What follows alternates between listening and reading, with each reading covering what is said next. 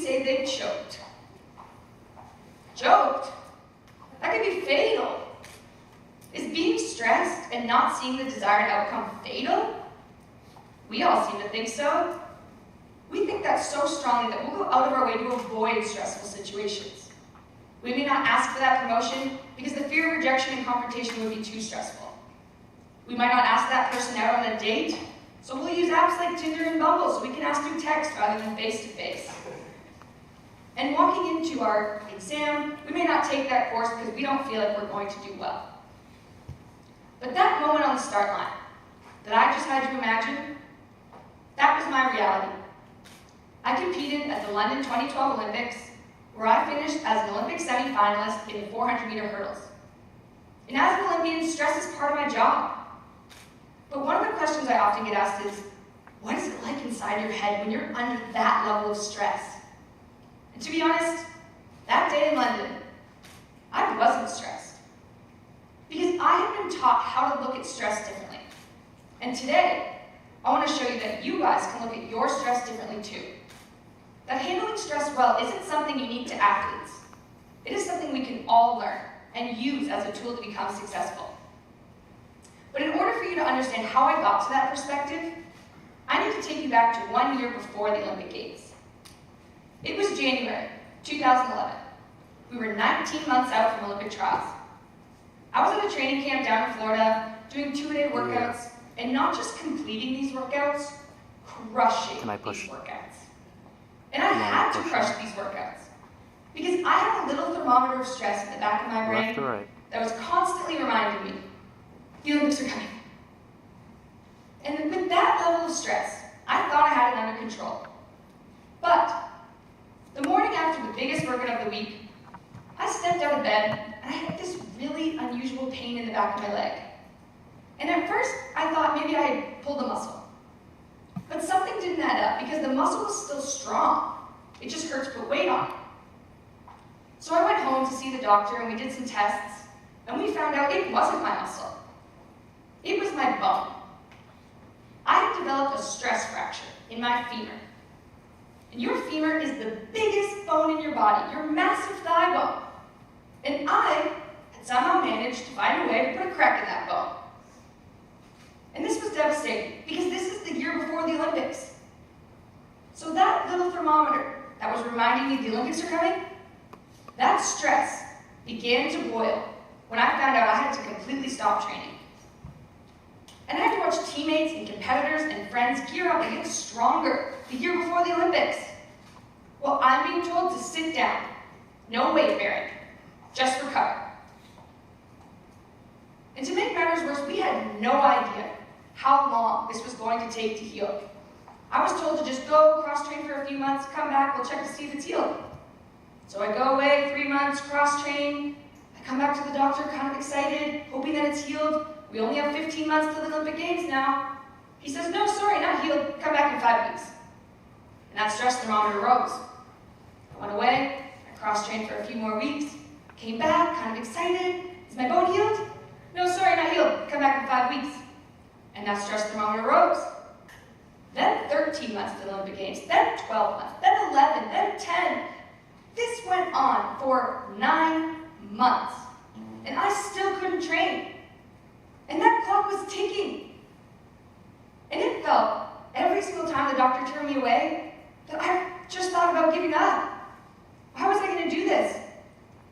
Because I wasn't even at the fitness level required to qualify when I got hurt. So that meant even when I could start running, I had to get back to who I was and then improve upon that in order to qualify. And no matter what I had accomplished in my sport, up until that point, if I didn't make this Olympics, if I didn't do this goal, it would have meant in the final hours in my pursuit, I choked. But finally, 9 months later, I'm cleared to run. We have now a quick 8 months to qualify for the Olympic Games.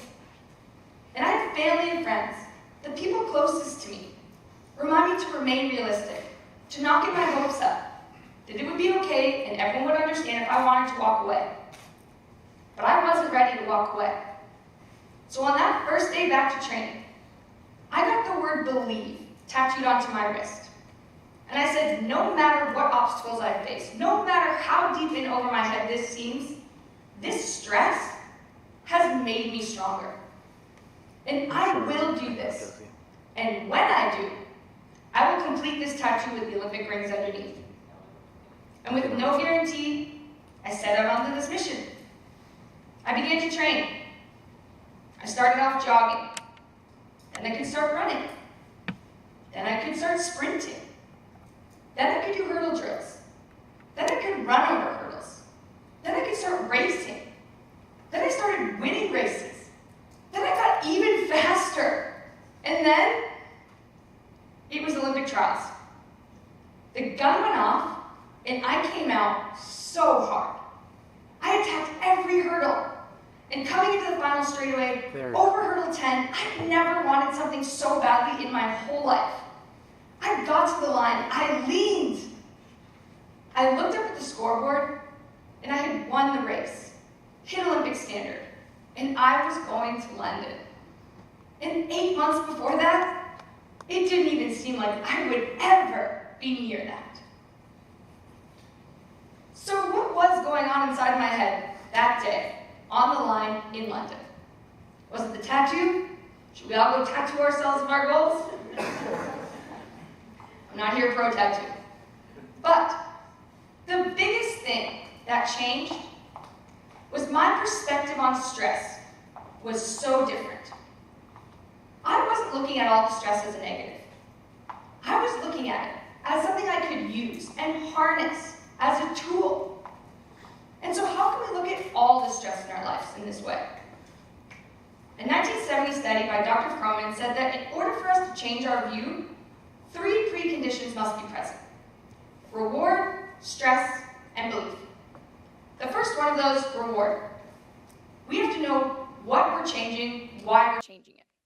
This is the part many of us have down pat, because New Year's resolution time comes along, and we all know what we want. We want to lose 10 pounds, we want to be CEO, we want to hit 125% of our sales targets. For me, I wanted to be an Olympian. And for you, maybe you want to get that promotion. Maybe you want to finish school with a certain GPA. Maybe you want to start your own company. But the next 2 preconditions is where I want to spend the most time today: stress and belief. Because the second precondition to change the way we think about stress is stress itself.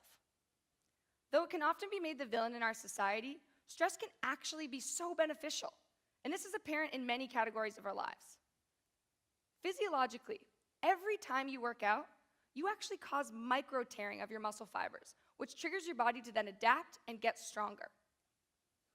And for innovation, so many inventions are created because someone experiences some type of stress or inconvenience that triggers them to think differently and stretch their brains of how we can diminish that stressor.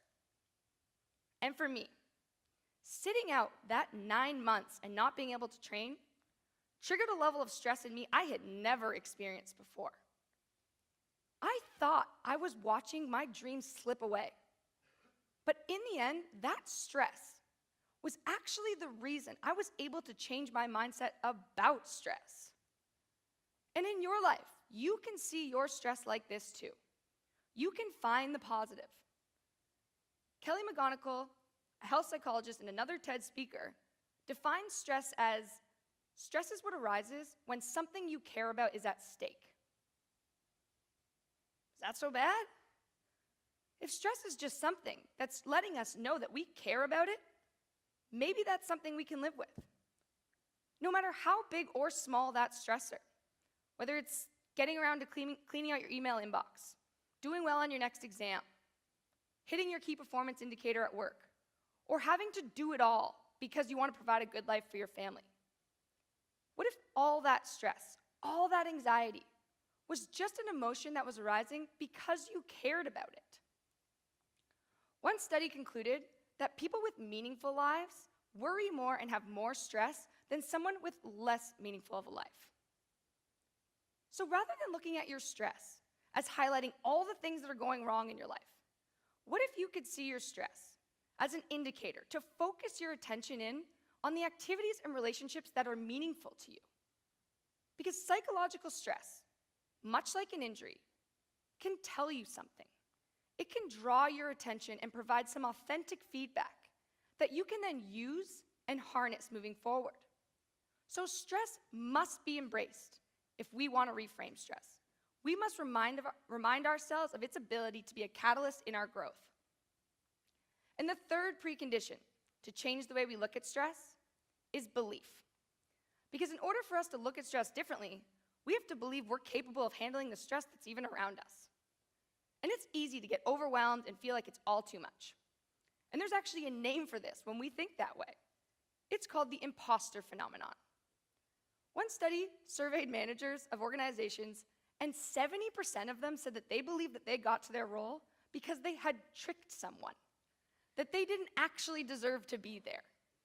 That's crazy. But 70% of them thought that.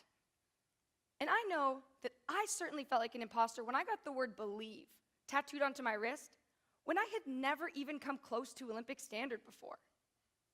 And to be honest, I kind of feel like an imposter standing up here. Because when I was asked to do this talk, I felt like only people with PhDs and research backgrounds had good enough stuff to talk about up here. And we've all felt like imposters at some point. But I wasn't an imposter when I got that word believe on my wrist. I really had gone through torment that year. And because of that stress, I was now stronger.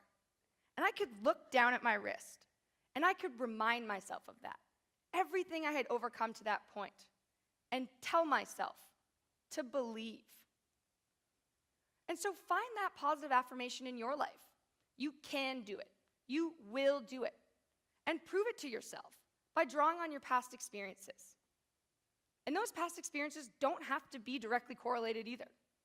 If you've ever survived a winter in Pittsburgh, you know how to suck it up and deal with unfortunate circumstances. And if you've ever woken up early to finish a project, you know how to be disciplined. And if you've ever been told that you can't, and you went and did it anyways, then you know how to overcome obstacles.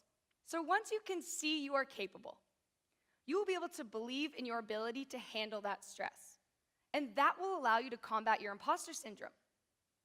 So take Frohman's framework and apply it to all the stressors of your life. It is as easy as A, B, C. A, stop acting like imposters. You've worked hard. You may have leveraged your network along the way, but that doesn't mean it wasn't you. You're the one who established those relationships. You're the one who represents yourself. You're the one who is capable of overcoming these challenges. Stop acting like imposters. B, believe in your ability to handle the stress. Think about all that you've endured to get to that point, and come up with a positive affirmation to remind yourself. Because once you can believe you're capable, you'll be able to combat that imposter syndrome, and you'll be able to handle stress differently. And C, choose to look at stress differently. Now that you know you are able, you'll be able to walk to whatever version is your start line and look at it differently. Whether that's walking into your first job interview, asking for that promotion, quitting your job so you can start your own company. You can choose to look at your stress differently. Because stress isn't the villain. It can be the hero. Know that stress can be an opportunity for growth, not a chance to choke. Thank you.